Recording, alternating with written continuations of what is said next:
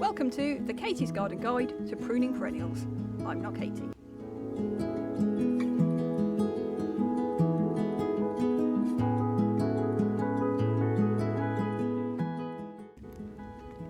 GMs are nice and quite straightforward when it comes to looking after them on the cutting back.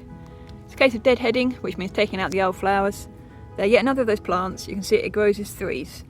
So this middle bit will always come out first, and then you'll get the two side buds. So when that finishes flowering, such as on this one, this is going over now, you can see we've got those two nice new bits coming. So simply a case of cutting that out to the join. That's where the growth nodes are. So the plant's going to stop putting energy into that old flower and it's going to concentrate on the new bits. When those are finished, you'll trace down. You'd have that joint there because we've got this part up here.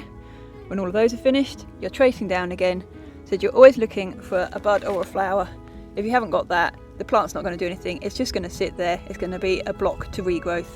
So you'll keep tracing down. It is a plant that would die down in the winter, so we know that's what it's going to do for us here. If we cut it back, that's how it's going to grow back the best. And if you keep doing that with the GMs, you should get a really lovely long flowering season out of them.